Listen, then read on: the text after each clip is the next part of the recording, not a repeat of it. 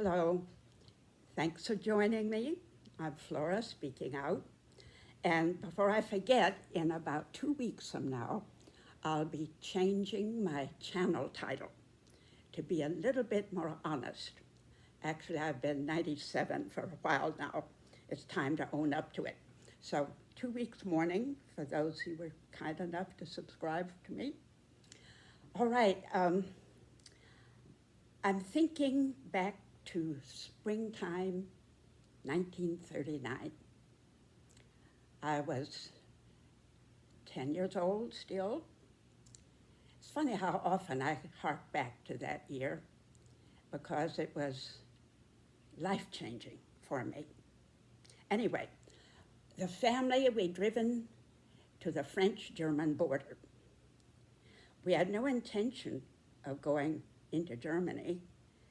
It was hard to know exactly what was happening there in 1939 because, of course, the Nazi government owned the radios, newspapers, and it was hard to know what was going on. But we knew enough to know it was deadly dangerous for Jews, though no one knew the extent it would go. We also knew it was deadly dangerous for anybody who dissented, who spoke up against the government. No, we weren't going to go in, but we stood by the border. It was not one of the main entrances. It was a back road into Germany, and there was a bar, a fence that came up to about my chest level. On the other side was standing a young guard, armed, of course, with a swastika insignia on his sleeve. And I don't remember if his car or his motorcycle leaning against the little shack he had there. Well, my mother and sisters spoke to him. I was far too timid to do that. I remember standing there staring over this border fence, wooden, and thinking, what would it be like to live there? Down that road on each side, beautiful trees with the first spring leaves coming out. What would I have said or done if someone had whispered in my ear, down that road by several hundred miles, there lives your future husband in a large industrial city. He has just turned 12, and in 3 years, he will be sent out into the streets in the worst of the bombing to shoot down planes. And 2 years later, when he's 17, they will send him his draft card, which means he would be deployed to the Russian front to die in the snow. Very few of those teenager soldiers came back. But by then, my whisperer tells me, he will have already left home. And he won't tell his family where he is, so they can't be forced to reveal it. Yeah, he didn't like to talk about it much in later years. I remember him saying, as I look back, of course at that age I didn't have a real perspective on what other realities were like, but it seems as I look back that it was dark and raining all the time with the sun never breaking through. No mercy, suspicion, fear everywhere, except in our own family home. I've talked to his sister, who's still living, also in her 90s, and she remembers also what it was like. You had to be very careful not to speak to anyone outside the home what you were talking about or thinking. Inside the home, there was love, prayer, sharing of thoughts, deep loyalty and hope. I've never lived myself in inhumane, or should we say inhuman conditions, but plenty of Americans have. The slaves, of course, going back to the very earliest days, settlements in America, 1600s. And then the descendants of slaves, barred from civil rights for so many decades, so many generations. All right, also inhumane and unhuman, the slum dwellers in our cities before there were housing laws, or factory workers, really inhuman conditions before the labor unions rose. Many women, of course, were living in inhumane conditions before they got any legal rights or the vote just a few years before I was born. And of course, there are many now living in inhumane conditions. The immigrants hiding, people who've lived here for 20, 30 years, never broke the law in any respect. At any moment, they can be surrounded, thrown to the ground, handcuffed, taken away from their families, never to see them again. Also looking back, in my lifetime, back in the 40s, the rounding up of the Japanese American citizens who were then interned for the whole of the years of the war. They were allowed only 3 days to sell their property before they were imprisoned. I've not lived in those conditions. We are not a fascist nation yet. Maybe we never will be. We have a long way to go, but we are headed there. When I see the injustice and cruelty just 10 months ago, each week, each day, worse. We're headed there. I'll give you the latest quotes of this last 10 days with no comment.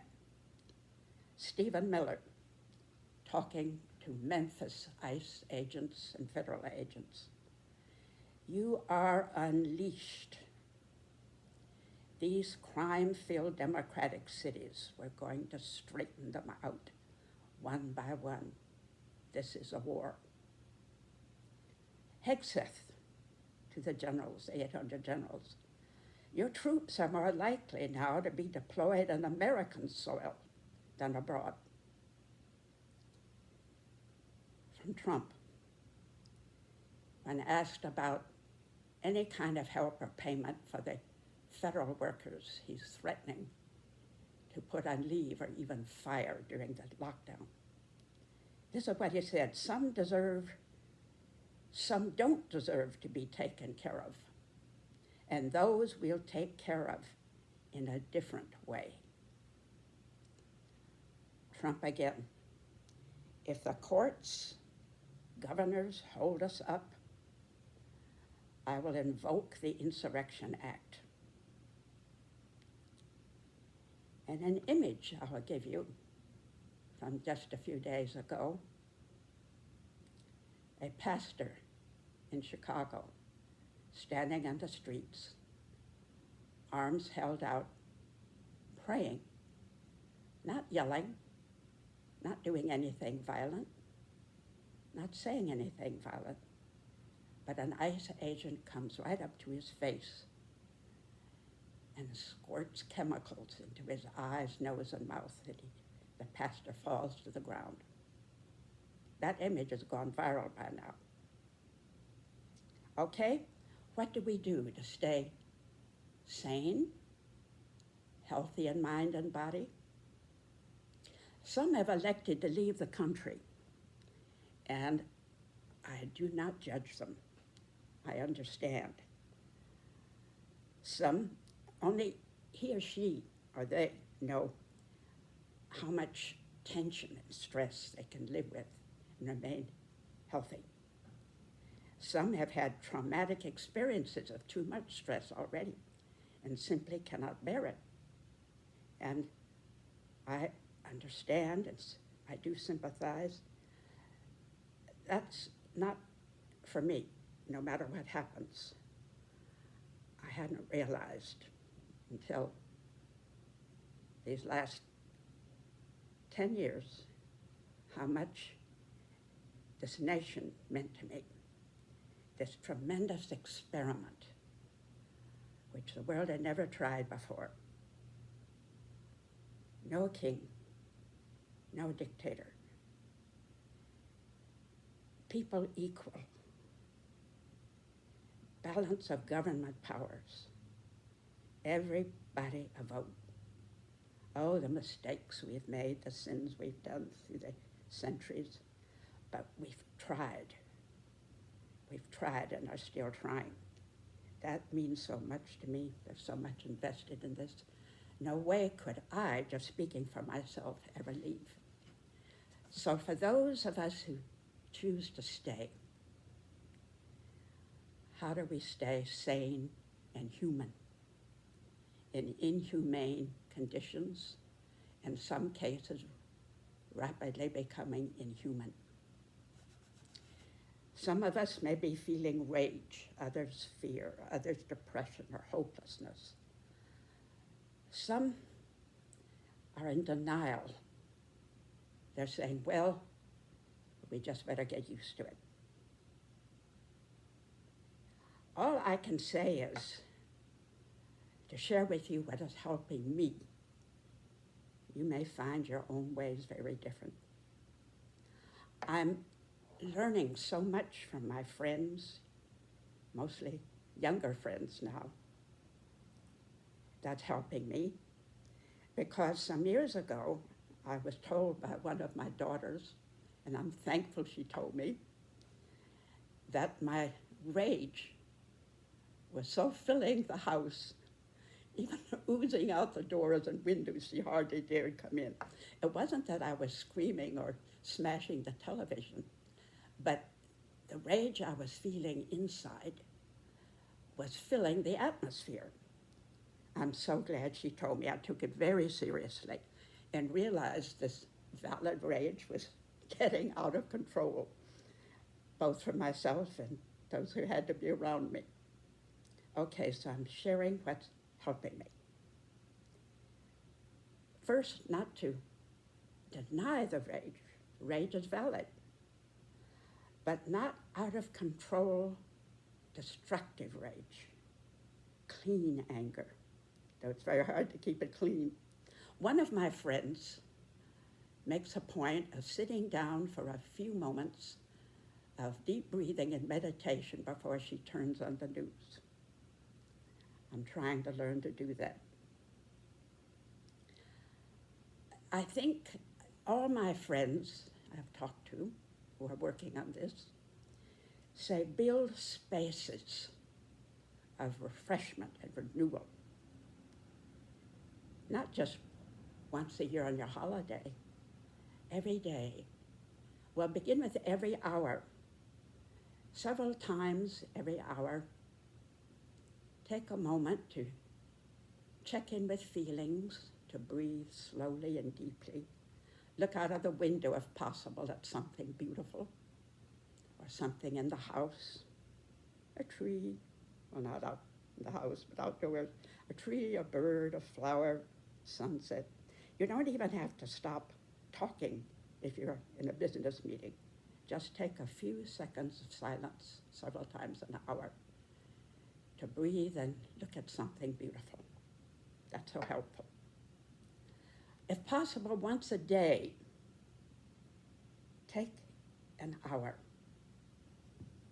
more if possible, to walk, to garden, to sew, to read, something to refresh the body and spirit. I completely go into it for a while, this hour, in a completely different dimension, a different space. Music is a wonderful way. Any form of art, too. But many of my friends have spoken of going out in the garden as so important. All right, if possible, once a week, take a whole day if you can. Not off by yourself unless you feel like it, but a holiday of the spirit, doing something that delights and refreshes you. Meet with other people, face to face. Texting is wonderful, of course. Phone calling is wonderful. Email, but nothing takes the place of face-to-face touch, listening, laughing, playing. One person has called it pieces of joy that you share. I'm thinking right now of this upcoming Christmas, should we call it parable, allegory, story, whatever, of the Grinch. How when the Grinch had done his worst and taken away what seemed like all the joy of life, those who's and whoville stood in a circle looking at each other's faces and joining hands and sang. And the power that rose from among them. I think that's, call it what you want, a story maybe, that I'm going to cling to a lot this coming Christmas. Actually, beginning right now. I quoted last week from one of our statesmen. I feel like quoting it every time. The power of the people is greater than the people in power.